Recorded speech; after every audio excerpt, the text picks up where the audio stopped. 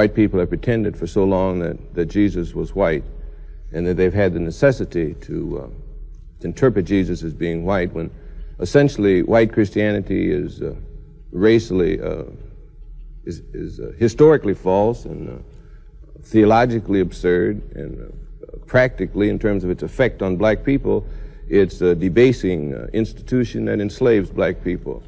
I think we have to understand, though, that we're not making moral judgments here. Any institution that exists in any society exists to serve the interests of the people who set it up. And Christianity began as a black man's religion. It's an African religion. There is no such thing as a race. Nature created no races. Man created races, racial classifications, and he had his own reason for doing it. Now, who benefited from this artificial creation at first? Who benefits from it now? Racism was created to justify the slave trade, to justify the colonial system, and to justify the utter ruthlessness that had to go into the making of modern capitalism. For some time now, we have had history of Christianity being told in different perspectives. We have had a section of people trying to say that Christianity originated from Africa and it is a black religion. There are those who hold the view that Christianity was a white man's religion and therefore Africa has nothing to do with it. Is this the truth? I came across a clip here that I think is very, very important for us to listen to.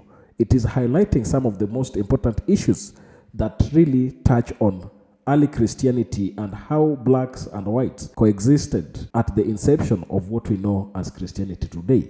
So let's watch this, then come back and share our thoughts together. There is no such thing as a race. Nature created no races. Man created races, racial classifications, and he had his own reason for doing it. Now, who benefited from this artificial creation at first? Who benefits from it now? Now, let's look at the historical roots of this whole thing, and you're not going to understand it until you understand the implications, the far-reaching effects of the opening up of the so-called New World, Christopher Columbus and other thugs coming, suppressing the Indians, and finding a justification for this kind of thing. Let's look at Europe in the 15th and the 16th century, because racism has its roots in that second rise of Europe in the 15th and the 16th century. They had to justify what they were going to do to most of mankind. They were about to take over the whole world. Now, there's a myth about an argument about whether the world was round or flat. That's an old wives' tale. The European had gained enough knowledge and had enough guns, and he had been hungry enough within the body of Europe until he decided that he was going to go out and take the world, be it round or flat. Now, in order to understand the religious basis of racism, we have to go back to a papal bull that the Pope issued in 1455 in an argument between Portugal and Spain. He turned to them impatiently and said, "You are both authorized to reduce to servitude all infidel people." And it just so happens that most of the so-called infidels were non-European people, non-white people. Europe not only had its basis for racism, it had its basis for the slave trade, and this same basis would be good in the colonial system that followed. Racism was created to justify the slave trade, to justify the colonial system, and to justify the utter ruthlessness that had to go into the making of modern capitalism. Brother Wilcox? Let me begin by suggesting that the clearest evidence of racism in education is the essential control over black education, both in so-called integrated settings and in segregated settings, by white people, many of whom are incapable of responding to the people they're educating as people, many of whom are incapable of understanding the culture and the history of the people they're educating, many of whom really do not see any kind of responsibility for involving these communities in managing their own education. The second kind of aspect is the ability of white communities to keep black people out of their communities and still yet exercise some influence over the education in black communities. That is, even when there's no blacks in the white community, whites are still having some kind of influence over the education in black communities. A third example is the way in which our schools are organized. Despite the fact that we know we live in a racist society, the schools continue to be organized as though racism does not exist. That is, there's been no real shift of power within the school. There's been no effective change in the content. There's been no forthright recognition of the politics involved in education. For instance, in New York City, about 55% of the students are black and Puerto Rican, yet we have one black and one Puerto Rican member on a school board of 5 people. So 3 white people are making decisions that affect 55% of people whom they may not be able to respect as people. Reverend Clarke? Well, I think the basic reason or symptom or proof for the racism of the Christian church is the simple fact that white people have pretended for so long that Jesus was white, and that they've had the necessity to interpret Jesus as being white, when essentially white Christianity is racially, is historically false and theologically absurd, and practically, in terms of its effect on black people, it's a debasing institution that enslaves black people. I think we have to understand, though, that we're not making moral judgments here. Any institution that exists in any society exists to serve the interests of the people who set it up. And Christianity began as a black man's religion. It's an African religion. We have to remember that Israel went into Egypt with 70 people, and after approximately 750 years came out with over 2 million people, and hordes of other slaves who came out and became also part of the emerging new nation of Israel.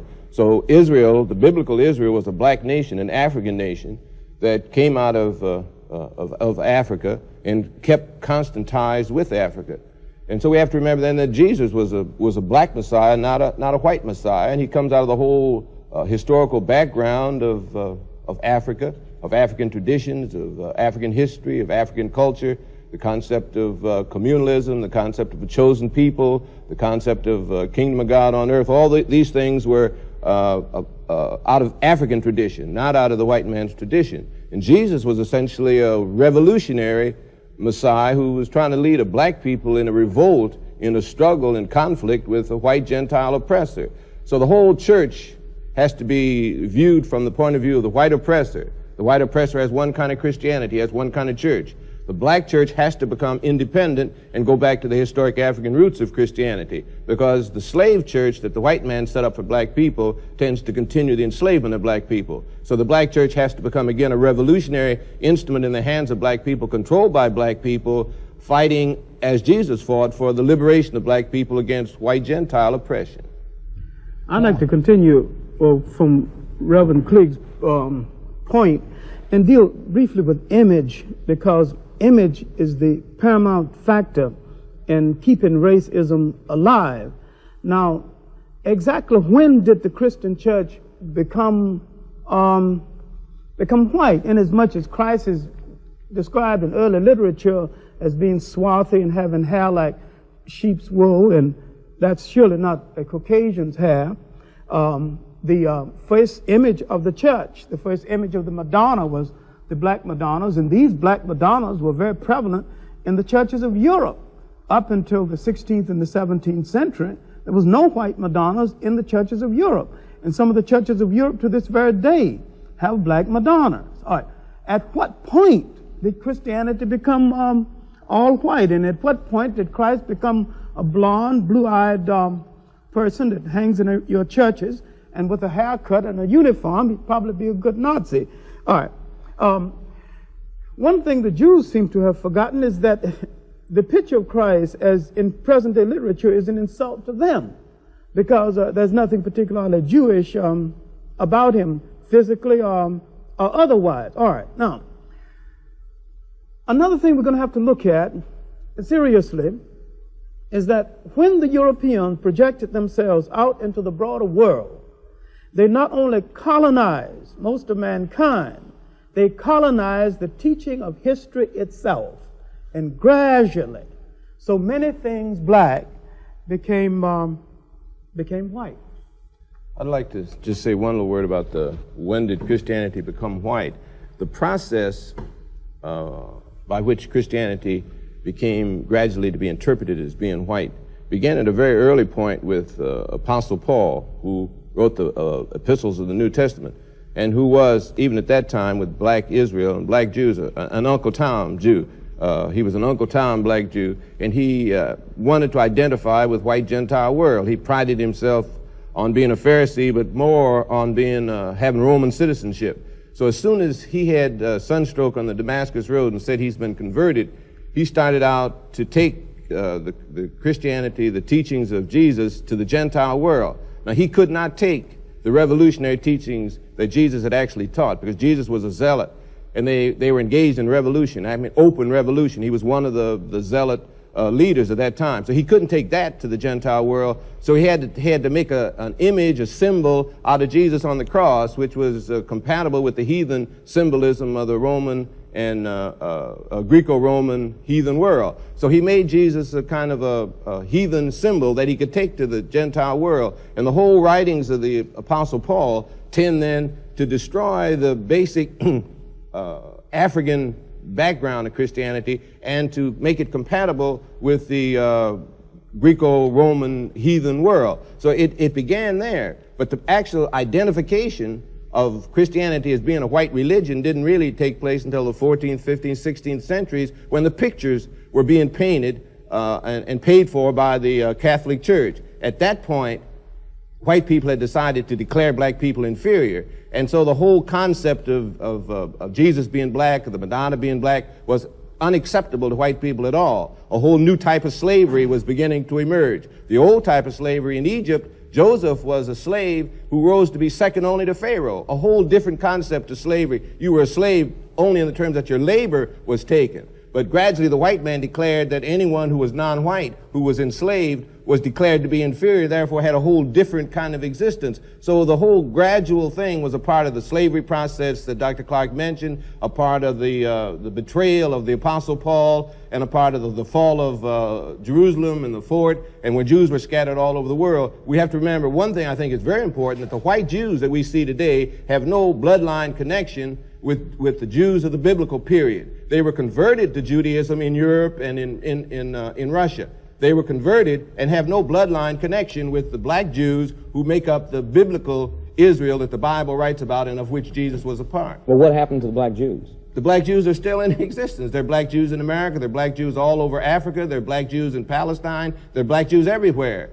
Diane's daughter complained not more than 2 years ago that black Jews had moved on either side of her house, and therefore her property had depreciated in Palestine. Black Jews had depreciated her property.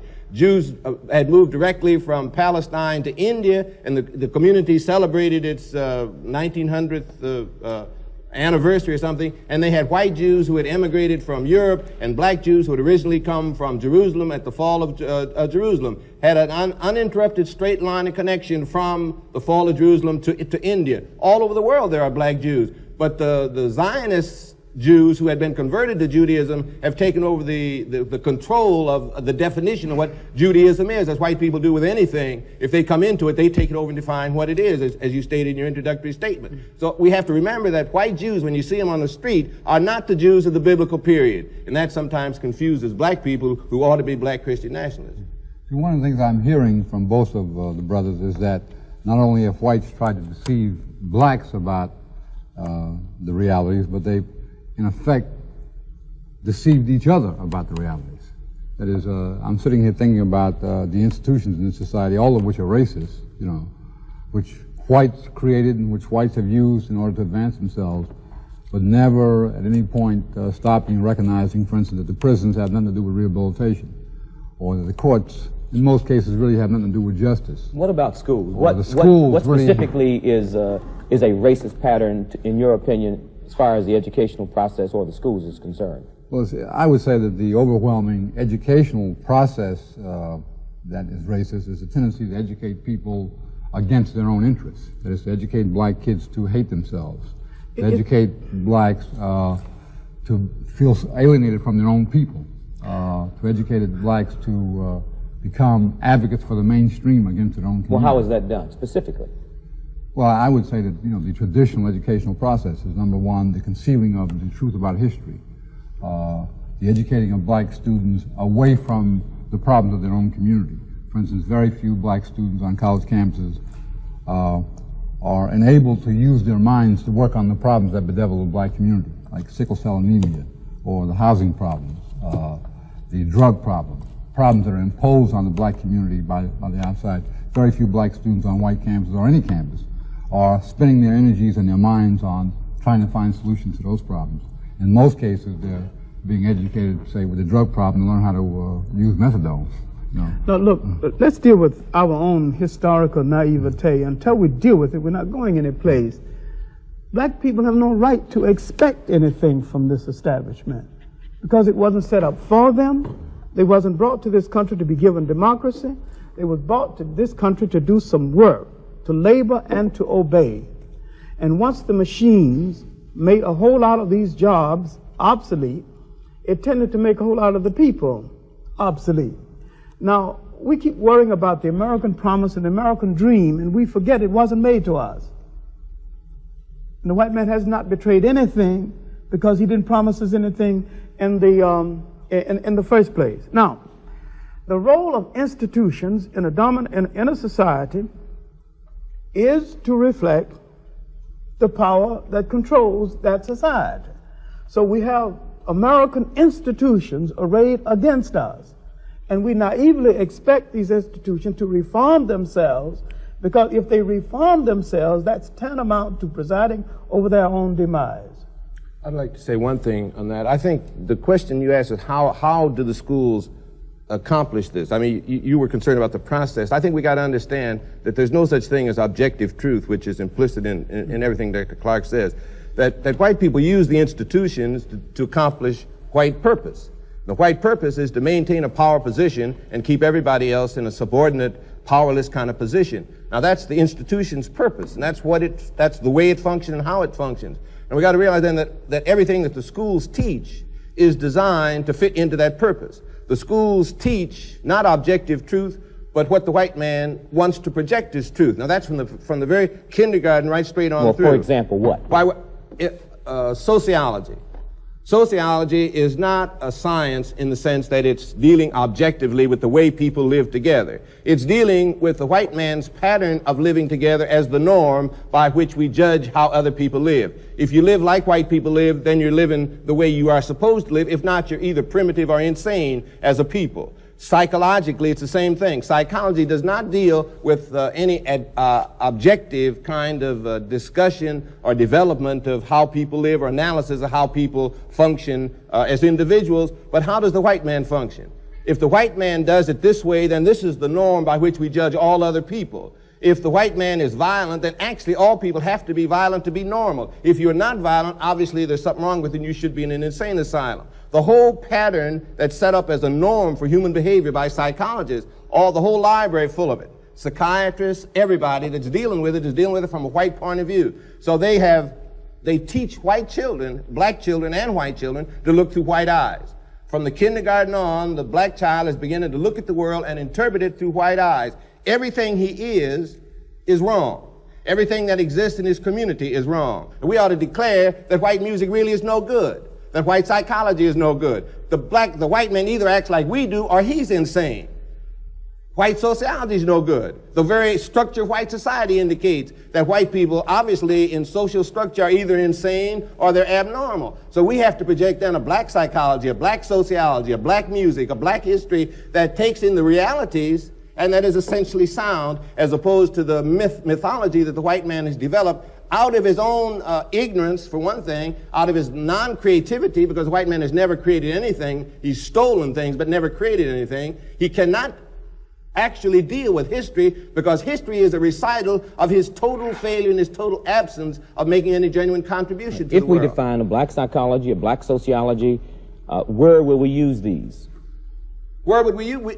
We'd use them first to unscramble our own mixed up minds. If we could understand that black psychology is the psychology that the black man has to have if he's going to escape from powerlessness in a white man's world. Now, the struggle is a struggle between black people for power and white people to keep power. Now, all we're dealing with is a power struggle. Every institution that the white man has, he uses in this power struggle. There's nothing wrong with that, nothing immoral about it. Any people would do that. When we get on top, we're going to do exactly the same thing. We're going to use every institution to perpetuate black power. And the white man's going to have to fight up from the bottom again for another, 100 million years trying to get back to a position of power. There's nothing wrong with fighting for power, but the thing that's wrong is for powerless people to accept their powerlessness and to accept the definition by which they are maintained powerless and to accept the institutions which perpetuate their powerlessness. So that's why I think the black church has to become a power base for black people in changing this total institutional conception structure that black people are living in. We've got to use it as a base to spin off all the institutions that black people need that come from a black perspective, a black orientation, and are concerned with black power as opposed to white power. Let's go back to this value, and I think I don't think we've gone over it too well. We need to look at what kind of societies did black people come out of? What happened before this interference? Now, we came out of basic pluralistic societies, but we came out of sharing societies where nobody was very rich and nobody at all was poor. Now, an African in this society would no more kill a deer and say, this is mine, than he would fly, because he didn't think that way. He thought of all property as belonging to the total community. Now, we were brought into a society as slaves just at the time the concept of private property and capitalism was getting well underway with the backing of the church. Now, there is a clash between the values of, the best values of the society we came out of and the society that enslaved us. And too many of us are tied up with these values, the sacredness of private property. What is so sacred about private property? What is so sacred about one man taking upon himself more than he could use in a lifetime while people walking by this mountain of wealth starving?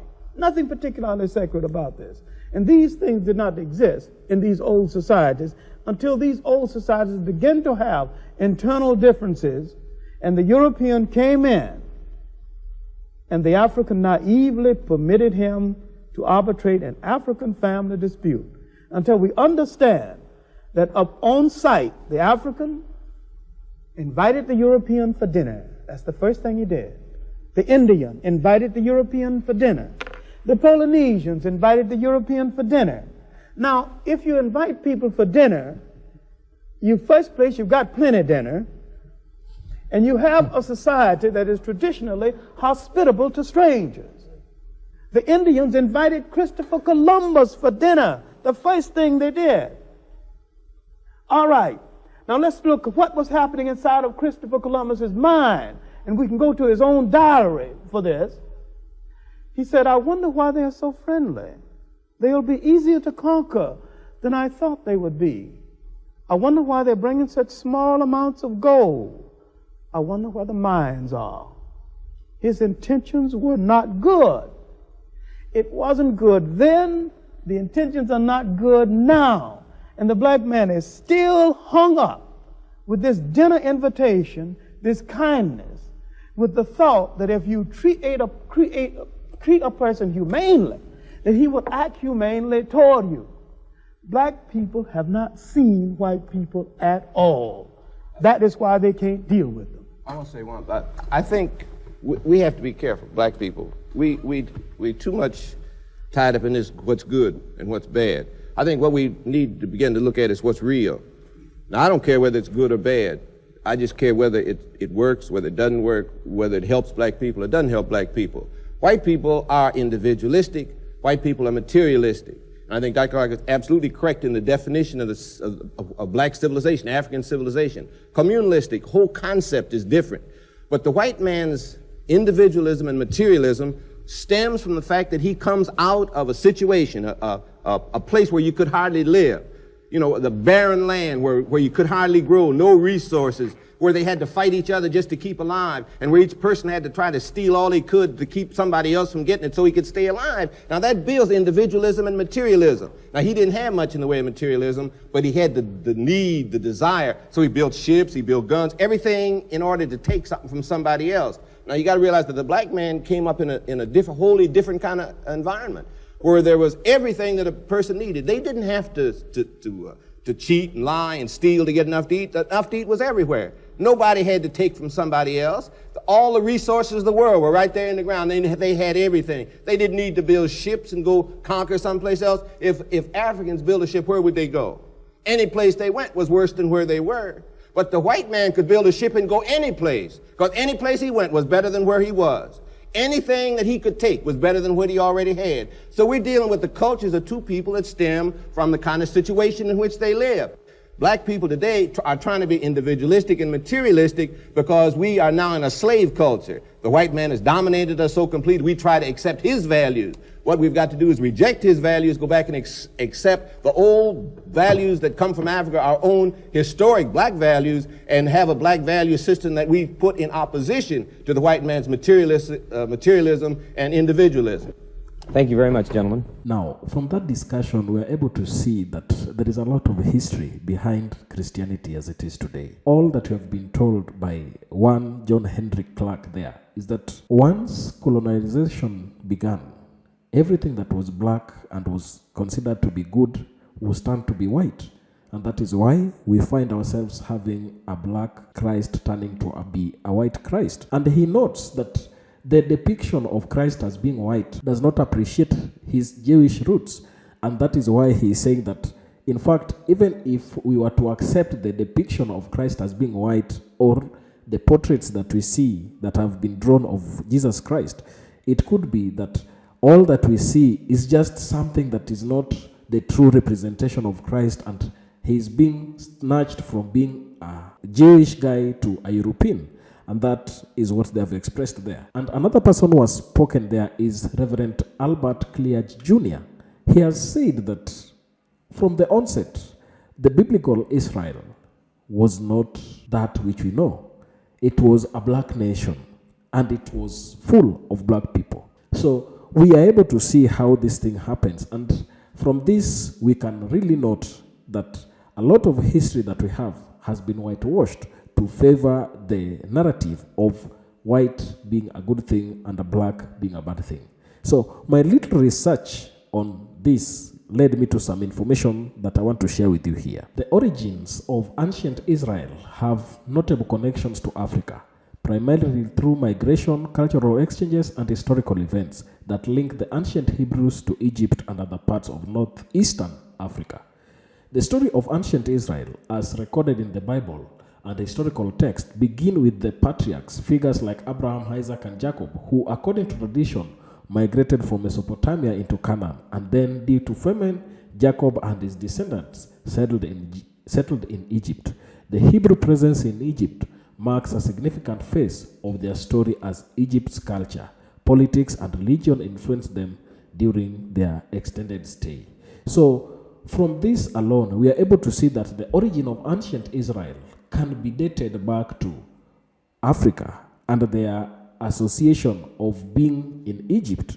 So tell me, if these people lived in Egypt and they lived in this part of Africa, how is it that Jesus Christ is being portrayed as being a fine white person who is not having any African link in any way? Yet they lived in Africa for many years, and there is a high probability that at the time when Jesus Christ was being born, the chances of him having African traits were very high, and that has been proven even in the Bible. So just based on their historical connections to Egypt and the nature of the engagement, it can be noted that Christ was a black person. And from this, I tend to agree with what Reverend Albert Clarke is saying there. Egyptian influence on ancient Israel extended into religious and cultural realms as well. The Ark of Covenant, for instance, bears some resemblance to Egyptian portable shrines, indicating possible cultural borrowings. Additionally, Solomon's marriage to the Egyptian princess symbolizes political and cultural alliances, embedding Egypt's connection with Israelite royal lineage. Moreover, in religious texts, African figures such as Cushites appear, showing the Israelites' awareness and interaction with African culture. The Queen of Sheba, traditionally linked to Ethiopia, visited King Solomon, further indicating African-Israelites' relations and shared wisdom traditions. While ancient Israel forms its distinct identity, Africa's role in shaping its early development through migration, shared symbols, and interactions with Egypt and neighboring African regions is clear. These foundational experiences in Africa contributed to Israel's early social and religious identity, thereby leaving an enduring legacy that reflects the interconnectedness of ancient civilizations across Africa and the Near East. And this depicts what religion and Christianity has been in today's society. So we are able to see this kind of link. And I can tell you that much of what we see and much of what we are told, there is a greater percentage of history that has been interfered with. All that was black has been turned into a white history, and anything good has been turned to be favoring or appreciating the white person. So as a people, I think it is incumbent upon us to really wake up and understand our role in the society. We must know that our history has been curtailed in a greater way, and therefore it is upon us to come out and expose this that we are continuing to expose today. There are a lot of things that we will continue doing together as a channel to really show the space and the place of the black person. So it is all upon us to really come together and work for our own greatness. Tell me down in the comment section what you think about this. And if you're watching us for the first time, don't forget to subscribe to our channel, like this video, and also share. Thank you, and may the good Lord bless you. Goodbye.